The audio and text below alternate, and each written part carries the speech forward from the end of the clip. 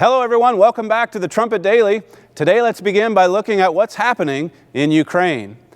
On Friday, Russia launched an invasion into the Crimean Peninsula in southern Ukraine.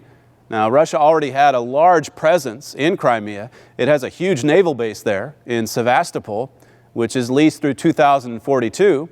Sevastopol is the headquarters of the Russian Black Sea Fleet, which operates throughout the Mediterranean region.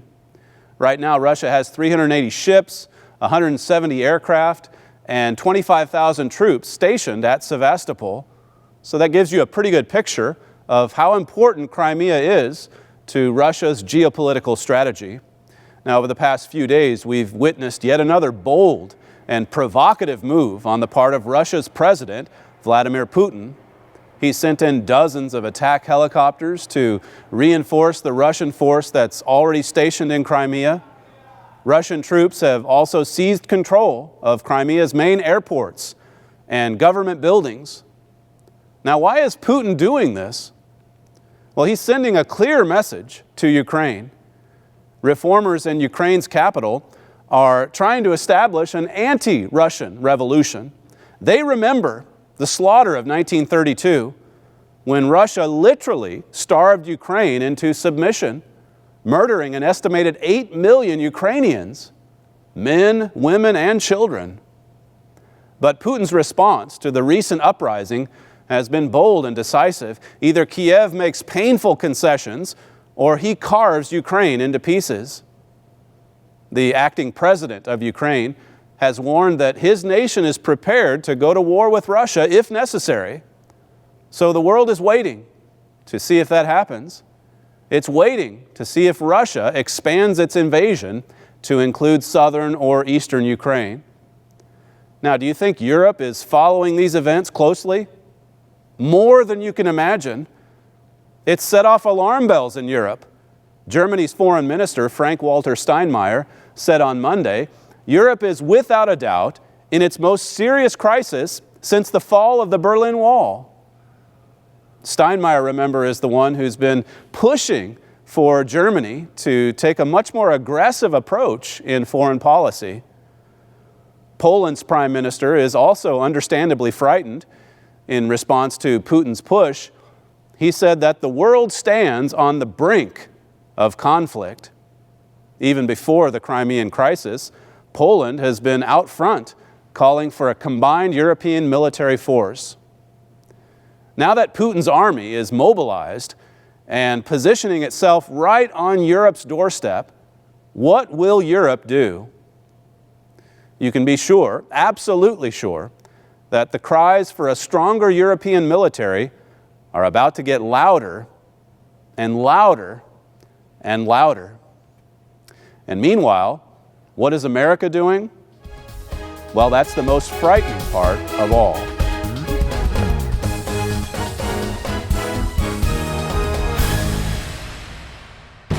The Philadelphia Church of God presents the Trumpet Daily.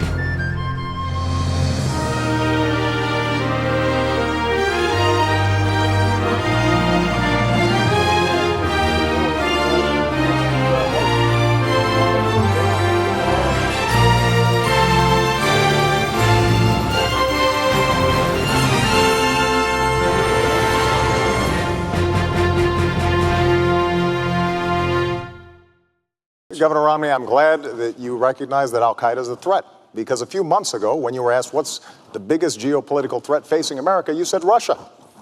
Not al-Qaeda, you said Russia. In the 1980s are now calling to ask for their foreign policy back because the Cold War has been over for 20 years. But Governor, when it comes to our foreign policy, you seem to want to import the foreign policies of the 1980s, just like the social policies of the 1950s and the economic policies of the 1920s. You say that you're not interested in duplicating what happened in Iraq, but just a few weeks ago you said you think we should have more troops in Iraq right now. And the challenge we have, I know you haven't been in a position to actually execute foreign policy, but every time you've offered an opinion, you've been wrong.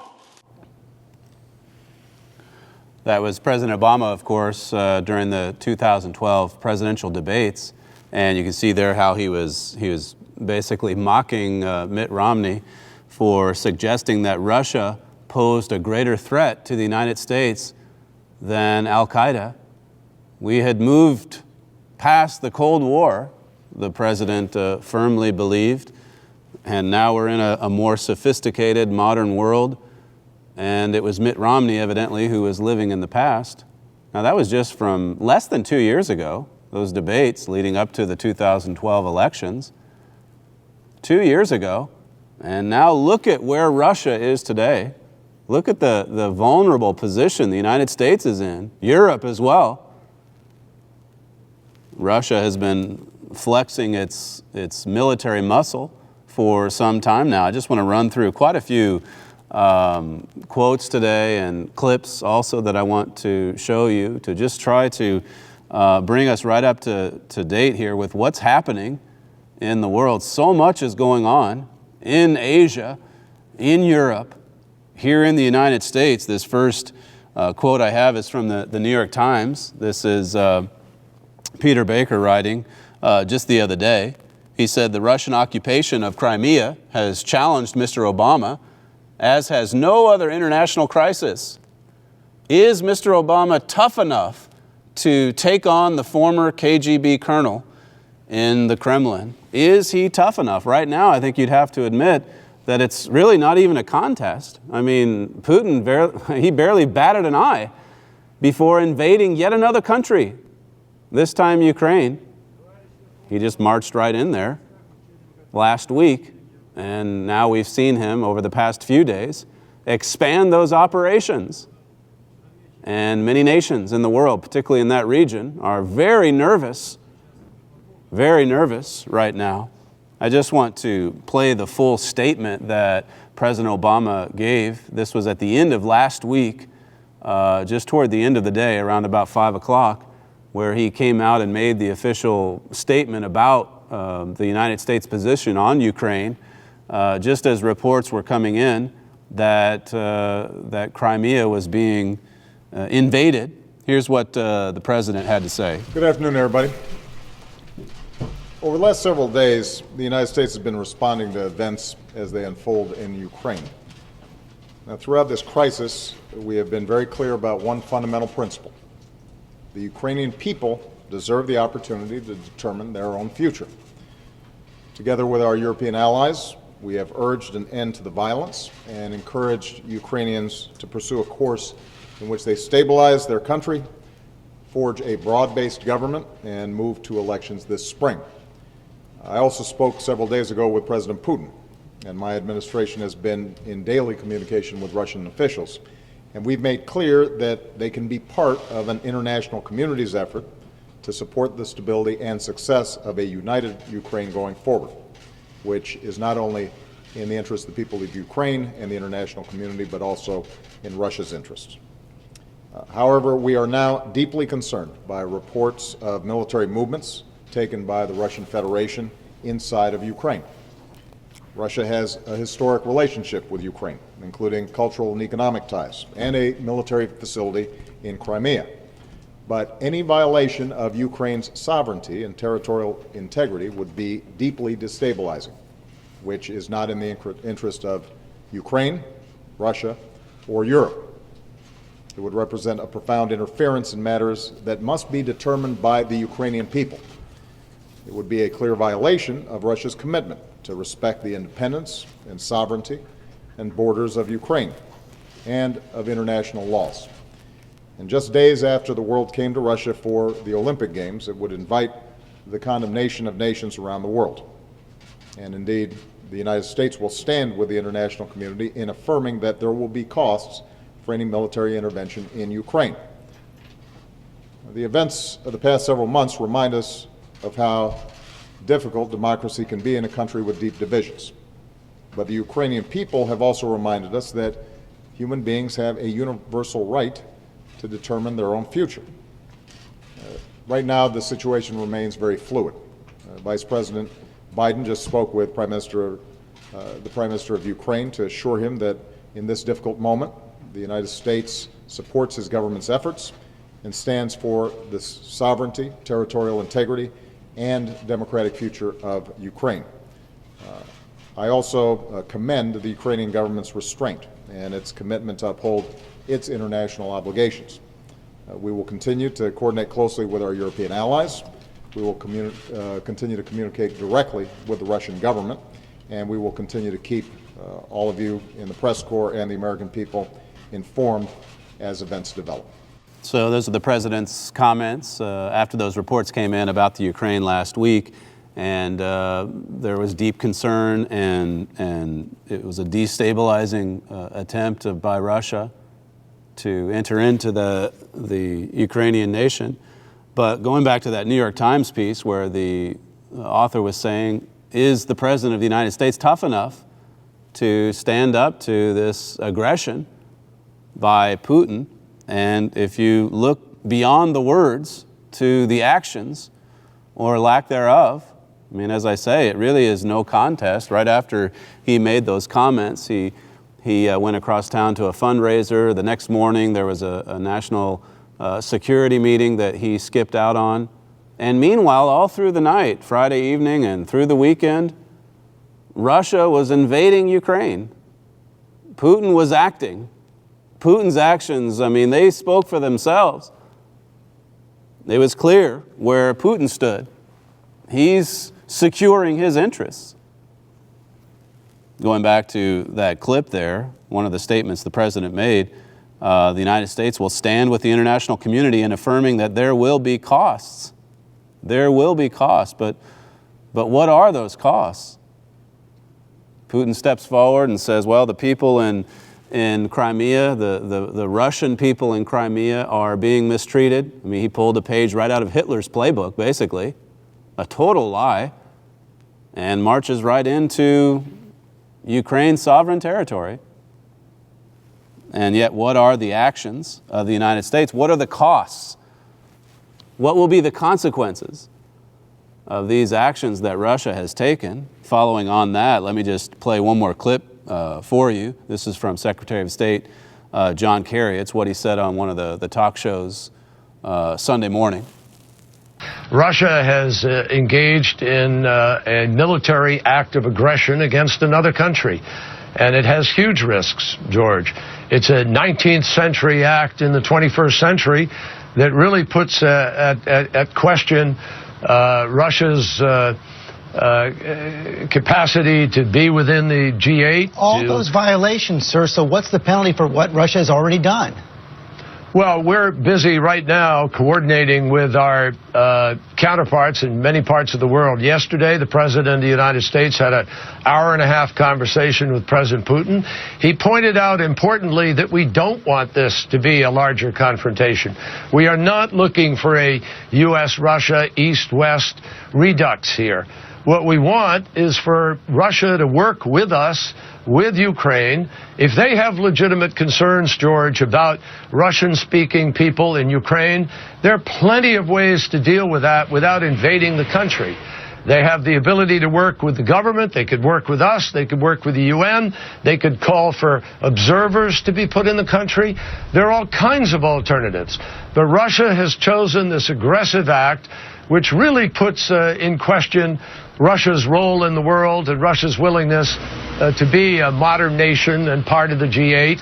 I think there are, they are inviting the possibility of very serious repercussions. They're inviting the possibility of serious repercussions. They're not acting like a modern nation, Mr. Kerry said. And again, what will those repercussions be? Look at the recent, even the most recent track record of the United States. Some of these same words, that there will be costs or that there will be repercussions, they were used when the spy Snowden went over to Russia just last summer, when we basically threatened Russia that if you give him safe harbor, there will be consequences. And he got asylum, and there were no consequences. Look at Syria just a couple of months later, when the whole world knew that the United States was about to bomb Syria. There would be consequences for Syria's action of bombing its own people with chemical weapons. There would be consequences, the United States said.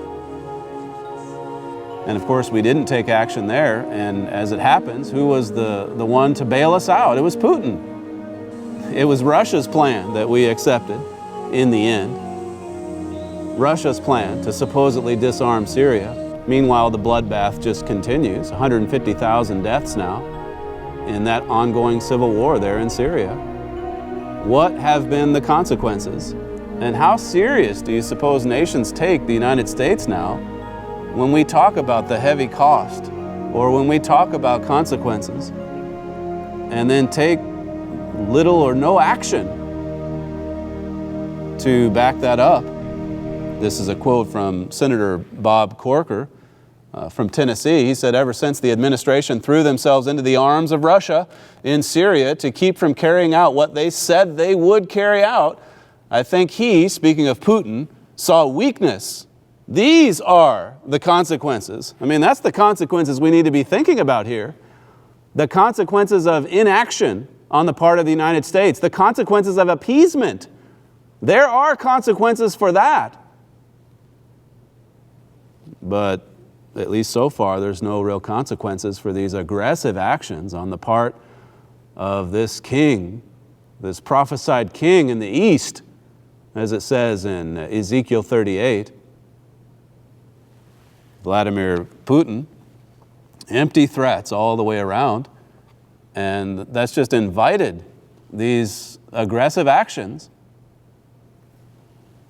What we're seeing on the world scene right now, I mean, as I say, these are the consequences that are real and that are killing people and that are disrupting entire nations, continents, in fact.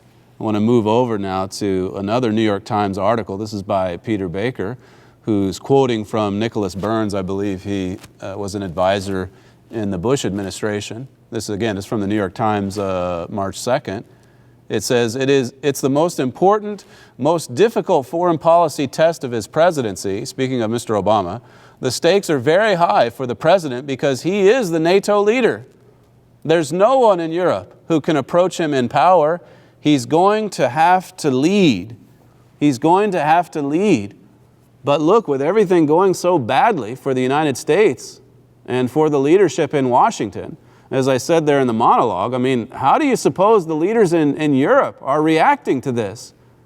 They've been in discussions all weekend and on through into this week, trying to figure out how to deal with Vladimir Putin's push. As I said, he's right on Europe's doorstep. And if the United States is paralyzed with inaction, if they're committed to appeasement in Washington, what do you suppose it's doing to the leaders in Europe? I mean, to this point, yes, they have lacked the political unity, the military unity that they need to take the kind of decisive and bold action that you see Putin taking. But the Bible tells us that they're going to get their Putin, so to speak, in Europe. They're going to get their strongman soon. And all that we see happening is only going to bring this about more quickly. These prophecies are accelerating. And we've been telling you for some time how that Vladimir Putin's aggression is only going to add to this dramatic sea change that we're going to see in the continent of Europe. There is power in Europe. I mean, if you put it all together, what Germany has, what Poland has, what France has, you add all these nations together, they just don't have that political will yet, that military unity that many are now calling out for. What happens, though, once they get it? That's what we want to be watching for. Look at this article from Spiegel, March the 4th. Germany, it says, had only recently announced the end of its era of restraint. Remember this story? We talked about it just a few weeks ago. In fact, it was featured on this issue of The Trumpet, our latest issue, the April edition, where we say there in the subtitle, German leaders are ready to leave war guilt behind and lead the world. That's what they came out with and announced back in January. Even before all of this controversy, even before this crisis in Crimea, they come out and say, hey, we've got to take a much more aggressive stance here. We've got to come together politically. We've got to come together militarily. Germany's got to lead the way. That's what we talk about at length in that particular issue.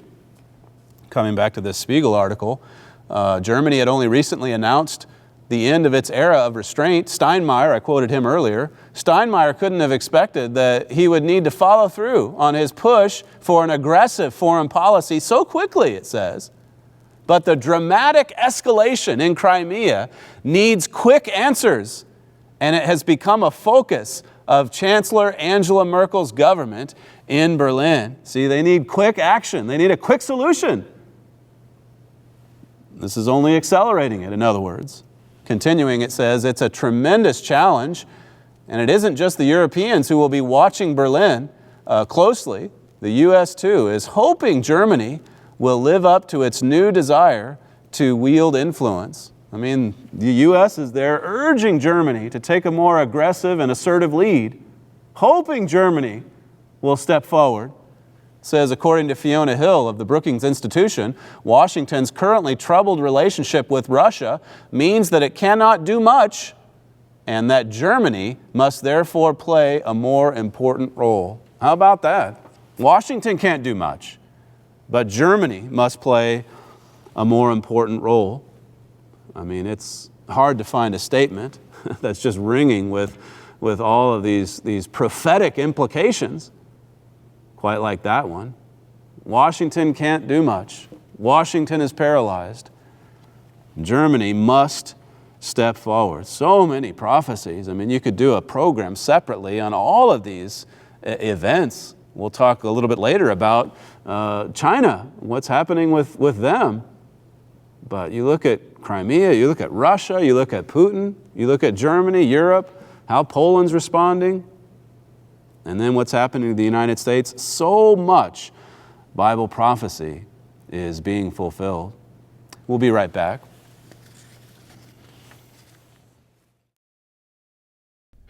The Ephesus era of God's church, the very era that Jesus Christ himself founded, turned away from his teachings within just a few decades.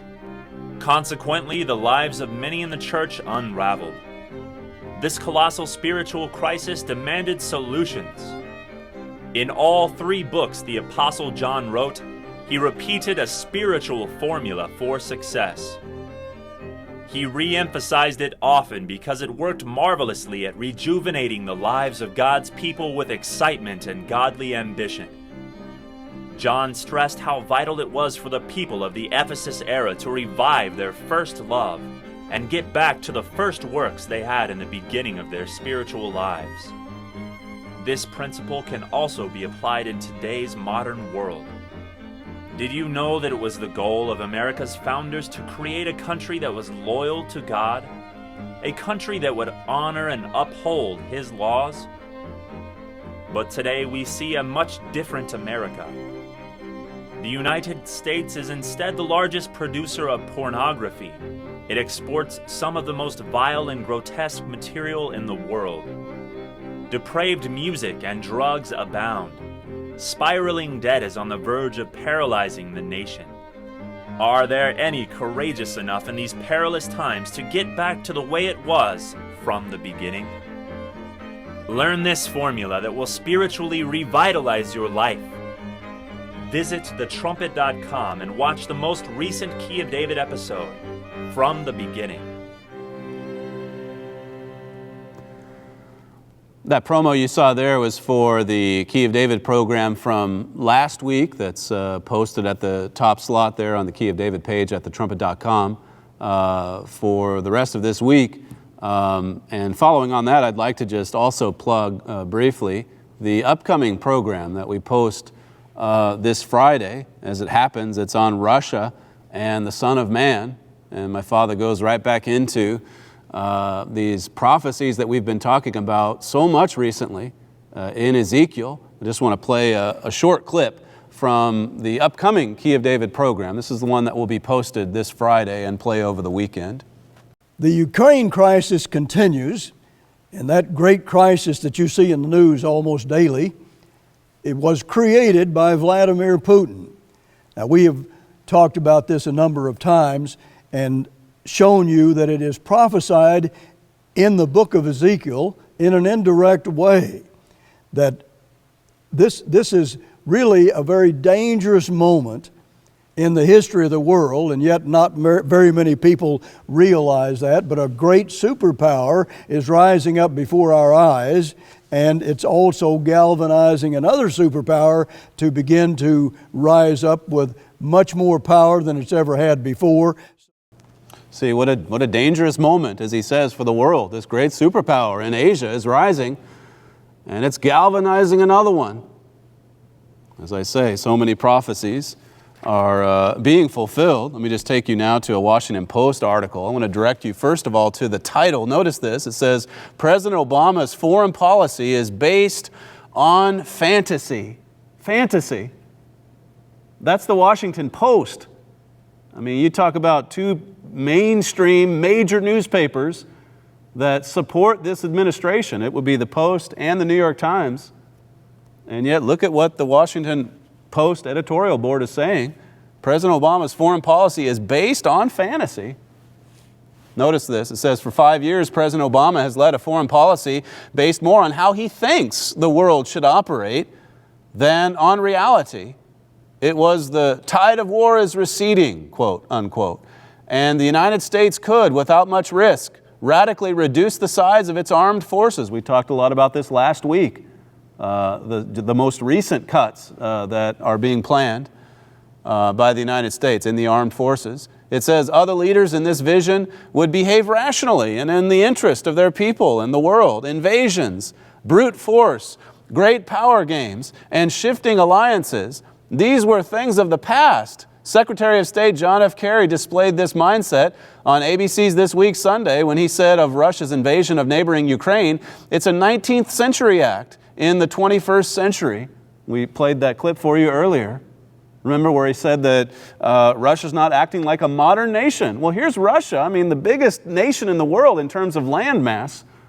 This powerful nation that the Bible in Revelation says is going to put together millions and millions of men in an army, hundreds of millions, together with China and other nations as well. But they're not supposed to act in this kind of aggressive way. So the leaders in the United States think. It says that's this is, again, the Washington Post. Look at this. That's a nice thought, and we all know what he means, speaking of Kerry's quote on Sunday. Unfortunately, Russian President Vladimir Putin has not received the memo on 21st century behavior.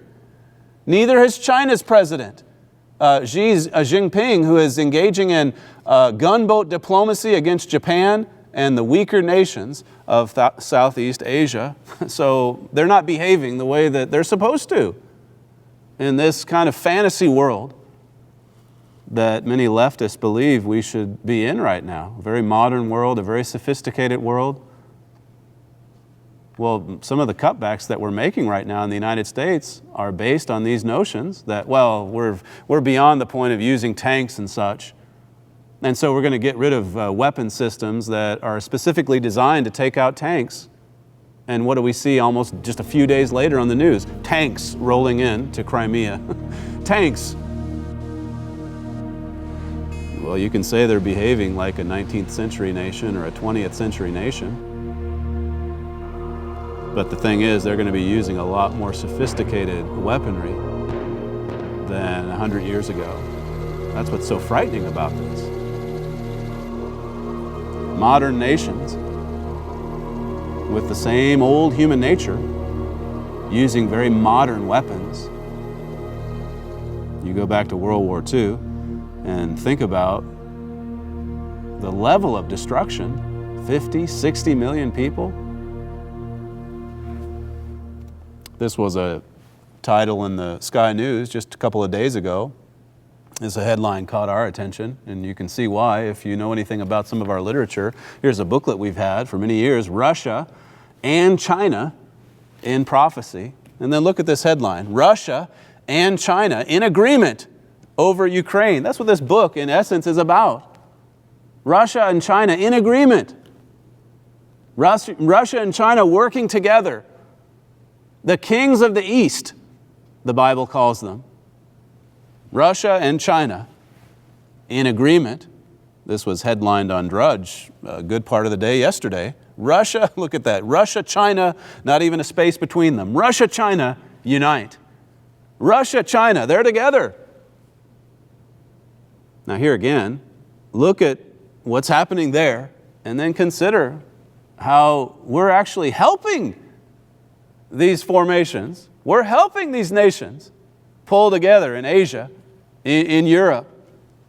In 2011, you might remember how that the Obama administration came out with the announcement that they were going to turn, their attention foreign policy-wise away from the Middle East and over to Asia. That was, Asia was more important now. We're going to concentrate more on Asia. And over the last couple of years, the funding, the support, the attendance at great Asian conferences by the United States, all of that has declined precipitously. I think our funding is down by 19% or so. Mr. Obama's missed like 4 important meetings over there. I mean, we come out and say, okay, we're going to focus on Asia, and instead you look at what we're actually doing. Look at the actions, and we're ignoring Asia. And that's why China and Russia are becoming so aggressive. We've entered that period. The post-American world, as we've talked about here so often in the last few weeks. We had that on that trumpet issue just a while back. This is a quote from Corsi's intelligence brief from October 10th, a few months ago. He says, the credibility of the U.S.'s pivot to Asia, that's talking about our stated desire to move more toward Asia, the credibility, like the credibility of its Middle East policies, is being openly questioned. Even the economic element of the U.S.'s Asia pivot is looking unconvincing. I mean, we're spending less. We're devoting less to that area. It's getting less of our attention. And so just like with Putin and Russia, we see China, as that Washington Post article says, using gunboat diplomacy in its belligerence toward Japan.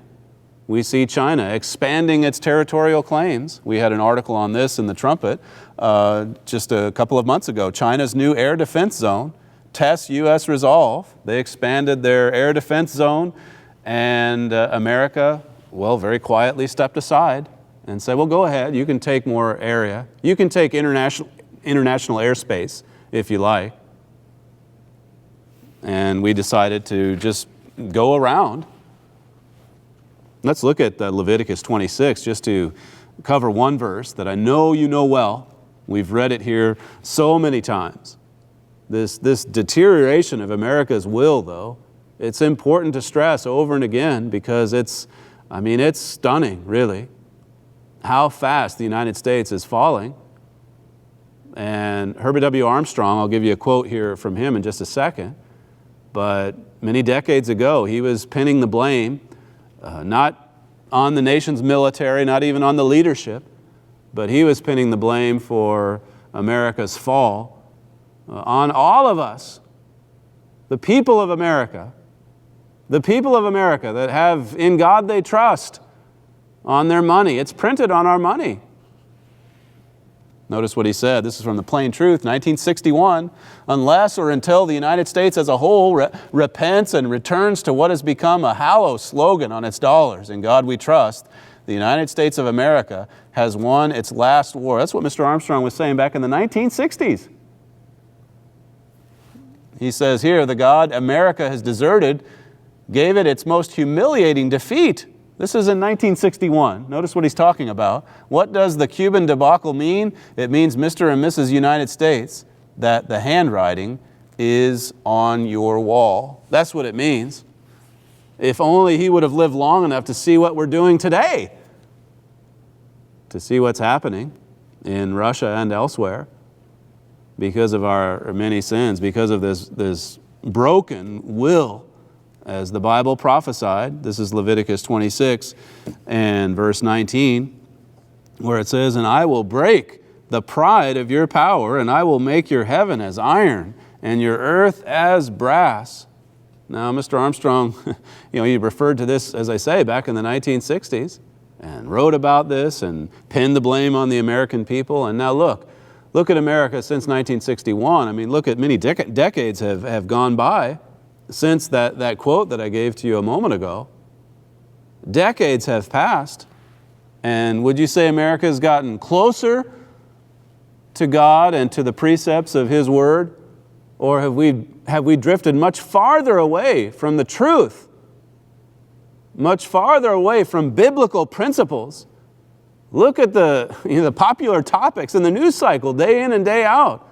So much of it is just based on godlessness and rebellion and disobedience to just basic commands of the Bible that are there for our own good. My father's written before about this verse in Leviticus, about the tense. My father said this: it's no longer God saying, I will break the pride of your power. It's now God has broken it. I mean, we're moving past the I will point to it's happened. And you can see it. I mean, if your eyes are open, you can see it.